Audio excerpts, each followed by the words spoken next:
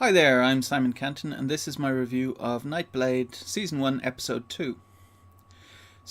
After Episode 1, Lauren had left her village and was travelling with Zane, and when she woke up after leaving Zane, she saw that after falling asleep, she saw that Zane had left her. So that was where we started Episode 2. And episode 2 continued the story. So, as you probably figured, Zane wasn't just off attending to anything, he's gone. So, Lauren then tries to make her way through the world. The thing always like to mention at the top is Garrett Robinson, the author, is my editor and also my friend. So I always try to be objective with these reviews, but I always also like to mention that I know Garrett. So as I try to be objective, I don't like giving bad reviews to books. So I'm very happy when I'm reading something like episode 2 of Nightblade, where it's so good that I can give it a 5-star review. So Garrett is, I don't know, I'm just so jealous of his writing, because as I'm reading it, my thought at least 5 or 6 times was, oh my god, I'm so jealous, because he's such a good writer. I mean, he just creates such amazing, vivid worlds, and Lauren is such a good character, because her wanting to be this legendary thief that she's heard about, or that she's made up in her head, called Nightblade, is just such a teenage goal to have, and completely unrealistic. But then she's coming from a world where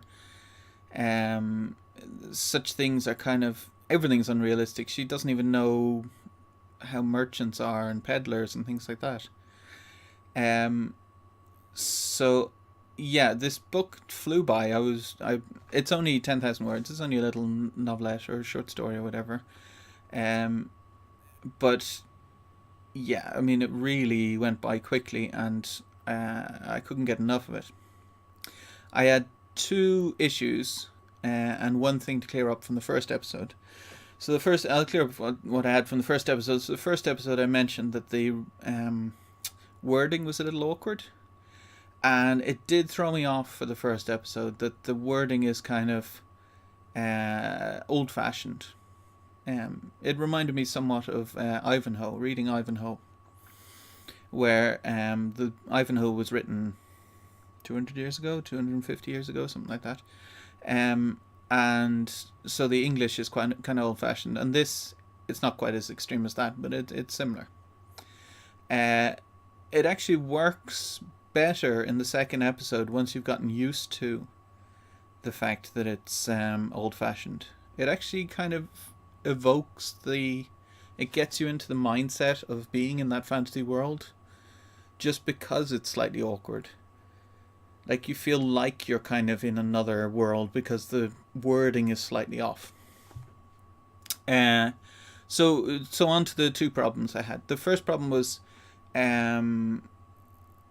so before I go into them, actually, I'm going to do a spoiler zone. So I'll say that I give this 5 stars. So if you haven't read it yet, go and read it. It's really, really good. But just after this, I'm going to spoil a few things. So if you don't want any spoilers, I'd stop watching now. Alright, so the 2 things. The first one's a bit of a spoiler. The second one, I don't think anyone would really care about. But the first one, Lauren escapes from the constables by causing a bear to come out after her. That seemed a little far-fetched to me. Maybe the bears are different on this fantasy world, but bears are very fast, have very quick reactions. They're very aggressive when they're defending their young. It just seemed unrealistic that she could just jump to the side and the bear would fall down a slope. It wasn't enough to throw me off the story completely, but I just kind of went, okay. Suspension of disbelief, I guess. The second thing is just pedantic on my part. So I used to ride horses a bit when I was a teenager. It's over 20 years ago. And there's a bit near the end of the book where Lauren is riding on a horse and the horse is walking, and the description is that Lauren's backside is bouncing against the horse, against the saddle. That doesn't happen in my experience when a horse is walking. When a horse is trotting, certainly that could happen. If you don't know how to sit on a horse when it's trotting, you can bounce around like crazy. But when it's walking, it's just going side to side to side to side very slowly. You can't really bounce. Your ass can't really hit the saddle like that. That doesn't happen when the horse is walking. It's not moving fast enough for you to be bouncing around. You would have to actually be making yourself bounce around. So that's, if you've never ridden a horse, you won't even notice that. Even if you've ridden a horse once or twice, you wouldn't notice that, but it just stuck out to me. But there's always things like that. If you know a lot about something, then things like that stick out. The last thing I was going to say was that I'm thinking I'll have to stop watching Garrett's vlog novel, because I've really gotten into this series and I don't want anything more spoiled. So the end of episode 2, he was calling for a vote on what would happen in episode 3. So I know what's going to happen at the start of episode 3 after the cliffhanger at the end of episode 2. And I would rather I didn't. So I might tune in to the occasional vlog novel in the future, but I'm kind of wondering if I should steer clear of them so these books don't get spoiled for me, because they're so good that I really don't want anything more spoiled. And I'm really looking forward to reading episode 3, which I just got in my email. By the way, if you haven't heard about this, I'll try and I'll remember to put a link. Garrett has an account on Patreon, and you can join for I think it's $5 a month. You get to have every one of his books for free. Since he's now writing an episode of Nightblade every week, that's already $4. And he's also trying to write other books.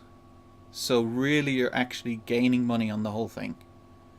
So as I say, I'll try and remember and put a link to Patreon.